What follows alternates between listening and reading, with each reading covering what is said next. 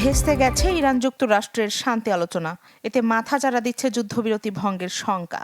দুই দেশের মধ্যে নতুন উত্তেজনার কেন্দ্র এখন হরমুজ প্রণালী। বৈশ্বিক জ্বালানি সরবরাহের অন্যতম গুরুত্বপূর্ণ সমুদ্রপথটিতে ইরানের নিয়ন্ত্রণ খর্ব করতে মরিয়া ওয়াশিংটন তেহরানকে শায়েস্তা করতেই হরমুজ প্রণালী অবরুদ্ধ করার নির্দেশ দিয়েছেন মার্কিন প্রেসিডেন্ট ডোনাল্ড ট্রাম্প।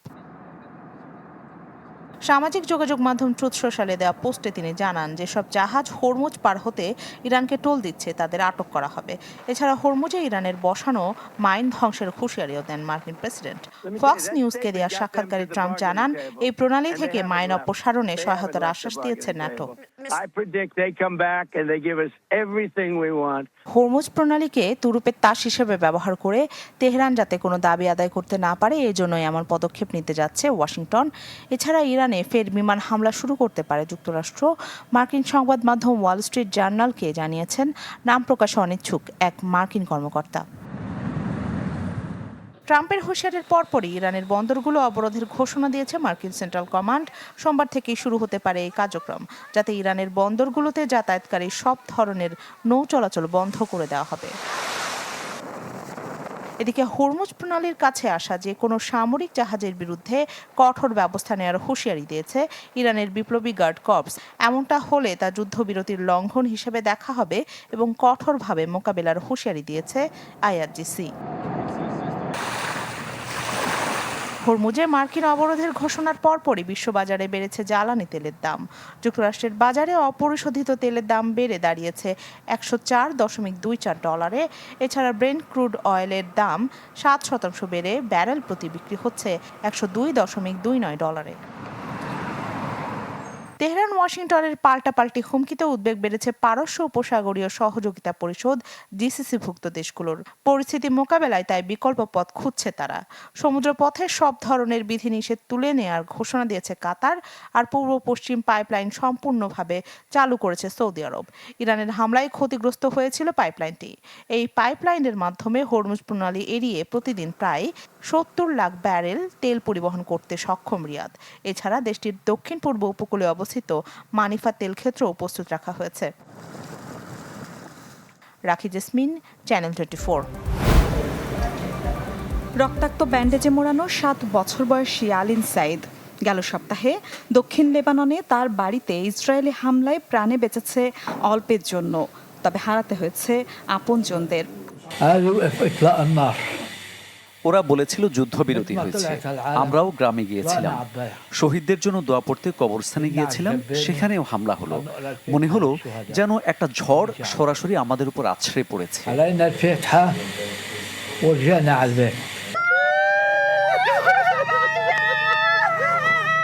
লেবাননের অনেকেই আশা করেছিল যুদ্ধবিরতির চুক্তি তাদের দেশেও কার্যকর হবে, কিন্তু তার পরিবর্তে ইসরায়েলি হামলায় লেবানন জুড়ে 3 শতাধিকের বেশি মানুষের প্রাণ ঝরেছে। একের পর এক নিশ্চিহ্ন হচ্ছে গ্রাম। ব্রিটিশ দৈনিক দ্য গার্ডিয়ানের এক অনুসন্ধানী প্রতিবেদনে বলা হয়, লেবাননের তায়েবে, নাকুরা ও দেড় সিরিয়ান সহ একাধিক গ্রামে ইসরায়েলি সেনাবাহিনীর নিয়ন্ত্রিত বিস্ফোরণ ও বোমা হামলায় শত শত ঘরবাড়ি ধ্বংস হয়েছে।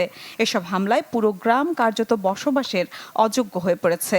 এর মধ্যেও নতুন করে হামলা অব্যাহত রাখার ঘোষণা দিয়েছেন বেনিয়ামিন নেতানিয়াহু। আমরা বিশাল সাফল্য অর্জন করেছি। মধ্যপ্রাচ্যের চেহারাটাই পাল্টে দিয়েছি, কিন্তু এখনো আরো অনেক কিছু করার আছে। অক্ষশক্তি আমাদের ধ্বংস করতে এসেছিল, এখন তারা কেবল নিজেদের অস্তিত্ব রক্ষার জন্য লড়ছে। উপযুক্ত জবাব দেয়া হবে। ইসরায়েল আরও বলছে তারা দক্ষিণ লেবাননের বিশাল এলাকা দখল করবে এবং লিতানি নদী পর্যন্ত সমগ্র অঞ্চলে একটি নিরাপত্তা অঞ্চল হিসেবে প্রতিষ্ঠা করবে। ইসরায়েলের উত্তরাঞ্চলীয় শহরগুলো নিরাপত্তা নিশ্চিত না হওয়া পর্যন্ত বাস্তুচ্যুত মানুষদের তাদের বাড়িতে ফিরতে দেয়া হবে না, যা দীর্ঘমেয়াদে বাস্তুচ্যুতির আশঙ্কা তৈরি করেছে। এদিকে মঙ্গলবার ওয়াশিংটনে হতে যাওয়া লেবানন ইসরায়েল বৈঠক বয়কটের ডাক দিয়েছে হাজারো লেবানিজ। বৈঠকে হিজবুল্লাহর প্রতিনিধিত্ব না রাখায় সরকার বিরোধী বিক্ষোভে নামেন তারা। লেবাননে হিজবুল্লাহই একমাত্র প্রতিরোধ শক্তি এবং আমরা এখানে এসেছি কারণ আমরা তাদের পাশে আছি। আমাদের রাষ্ট্রপতি এবং নেতারা যা করছেন তা আমরা মেনে নিতে পারি না, কারণ এটি বেআইনি, এটি জনগণের ইচ্ছার বিরুদ্ধে। লেবাননের প্রেসিডেন্ট জোসেফ আউনের আহ্বানে এই বৈঠকে অংশ নিতে সম্মত হয়েছে তেল আবিব। তবে ইসরায়েল সশস্ত্র গোষ্ঠী হিজবুল্লাহর সাথে কোনো সংলাপে বসবে না বলে স্পষ্ট জানিয়েছে ইসরায়েল। মিলা খন্দকার, চ্যানেল 24। টানা ৪৪ দিনের ইরান যুদ্ধে ক্লান্ত পুরো পৃথিবী, সেই সাথে প্রতিনিয়ত বাড়ছে মার্কিন যুক্তরাষ্ট্রের খরচও।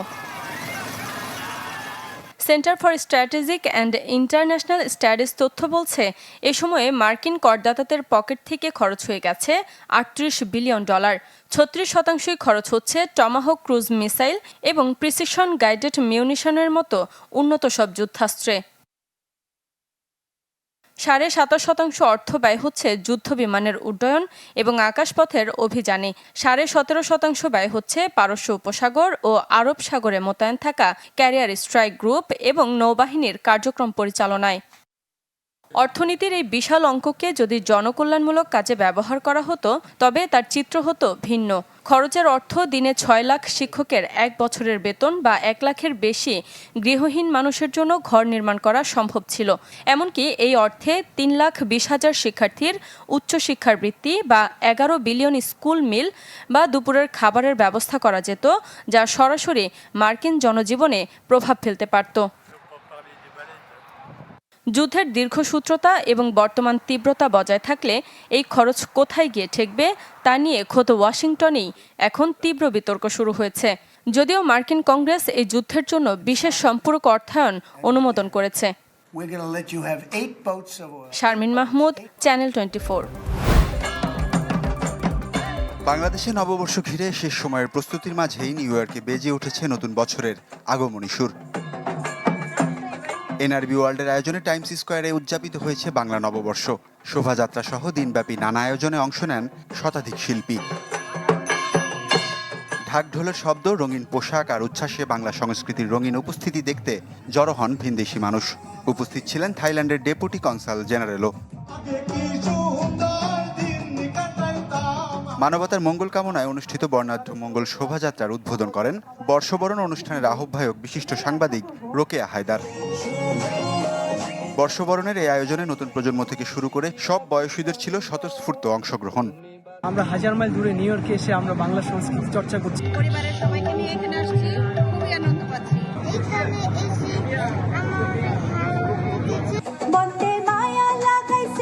এমন আয়োজন প্রতিটি বাঙালির আবেগের জায়গা বলে জানান উপস্থিত অতিথিরা। শেকড়ের সঙ্গে সংযোগ রক্ষায় এমন আচার অনুষ্ঠান ভিনদেশেও মনে প্রশান্তির খোরাক যোগায় বলে জানান তারা। এখানে সব বাঙালিরা আমরা এই বছরে এই দিনটাতে একত্রিত হই এবং দিনটাকে আমরা বিশেষভাবে উদযাপন করি। দ্যাটস ওয়াই আমাদের ভীষণ ভালো লাগে। একত্রিত হয়েছি বাংলা নতুন বর্ষকে বরণ করে নেওয়ার জন্য। যদি আমরা দুদিন আগে করছি, কারণ আমাদের চিন্তা ছিল যে স্যাটারডে সানডেতে আমরা বেশি মানুষ পাবো। টাইমস স্কয়ারে আমাদের যে পরিবেশটা হয়েছে সেটা মনে হচ্ছে এক ছোট্ট একটা টুকরো বাংলাদেশ, যেখানে আমরা সবাই মিলে আনন্দ করছি। টাইমস স্কয়ারে চতুর্থবারের মতো হলো বর্ষবরণ অনুষ্ঠান, যার লক্ষ্য প্রবাসী বাংলা সংস্কৃতিকে তুলে ধরা এবং নতুন প্রজন্মকে এর সঙ্গে যুক্ত করা। আমরা 4 বছর ধরে টাইমস স্কয়ারে বাংলা বর্ষবরণ করে আসছি। আমাদের প্রধান উদ্দেশ্য আগামী প্রজন্মকে সমৃদ্ধ করা। টাইমস স্কয়ারের মতো জায়গায় একটা পয়লা বৈশাখ আমরা বাংলা নিউ ইয়ার আমরা পাচ্ছি ইউএসএ তে, এবং এটা একটা ভীষণ আমরা খুব গ্রেটফুল। প্রবাসী বাংলাদেশিরা বলছেন 2025 সালে নিউ ইয়র্ক স্টেট 14 এপ্রিল পহেলা বৈশাখকে অঙ্গরাজ্যের বাংলা নববর্ষ হিসেবে স্বীকৃতি দেওয়ার কারণে দেশের সীমানার গণ্ডি পেরিয়ে বহুজাতিক নগরীতে বাংলা ভাষা ও সংস্কৃতি আরও সমৃদ্ধ ও মর্যাদার আসনে অধিষ্ঠিত হয়েছে। Desk report, channel 24। পারমাণবিক অস্ত্রের চেয়েও শক্তিশালী কোনো অস্ত্র কি থাকতে পারে? বর্তমান বাস্তবতা বলছে হ্যাঁ, থাকতে পারে।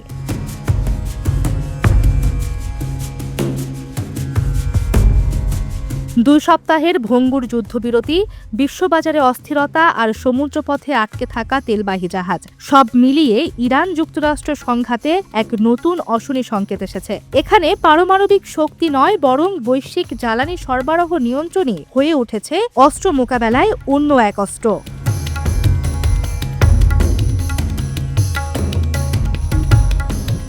সাম্প্রতিক সংঘাতে স্পষ্ট হয়েছে ইরান সরাসরি সামরিক শক্তি প্রদর্শনের পথে হাঁটেনি, বরং তারা বেছে নিয়েছে কৌশলগত পদক্ষেপ। তা হলো একটি দরজা, আর সেই দরজার নাম হরমুজ প্রণালী।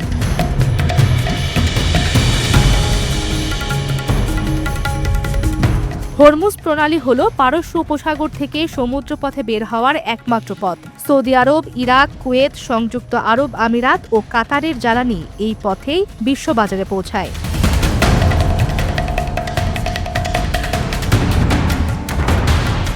মার্কিন ইসরায়েলি হামলার জবাবে যখন ইরান এই পথ বন্ধ করে দেয়, তখন কয়েকদিনের মধ্যেই বিশ্ববাজারে শুরু হয় তোলপাড়। তেলের দাম বেড়ে ব্যারেল প্রতি $166 হয়। 32টি দেশ জরুরি মজুদ খুলতে বাধ্য হয়। আন্তর্জাতিক জ্বালানি সংস্থা এটিকে ইতিহাসের অন্যতম বড় জ্বালানি বিপর্যয় হিসেবে আখ্যা দেয়।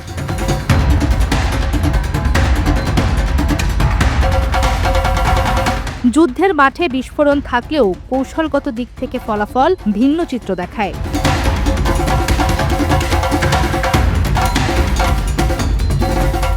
বিশ্লেষকদের মতে যুক্তরাষ্ট্র হামলা বন্ধে সম্মত, আর ইরান ধরে রেখেছে কৌশলগত নিয়ন্ত্রণ। এখন প্রশ্ন, বাস্তবে সুবিধা পাচ্ছে কে?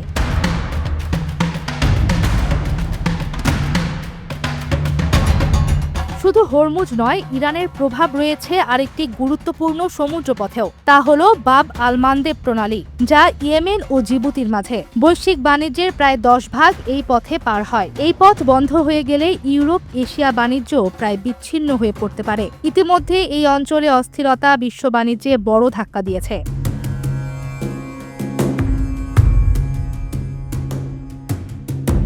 বর্তমানে হরমুজ এলাকায় শত শত জাহাজ আটকে আছে। হাজার হাজার নাবিক অপেক্ষা করছেন নিরাপদে সরে যাওয়ার। এটি শুধু সামরিক নয়, একটি অর্থনৈতিক অবরোধের বাস্তব উদাহরণ।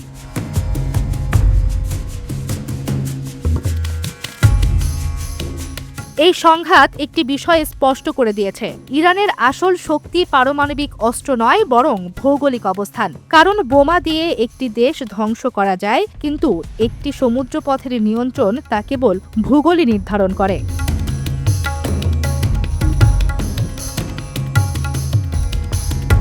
এই যুদ্ধে সবচেয়ে বড় শিক্ষা ক্ষেপণাস্ত্র নয়, একটি দরজা নিয়ন্ত্রণ করেই কৌশলগত সুবিধা পেয়েছে ইরান, আর সেই দরজার চাবি এখনো তাদের হাতেই।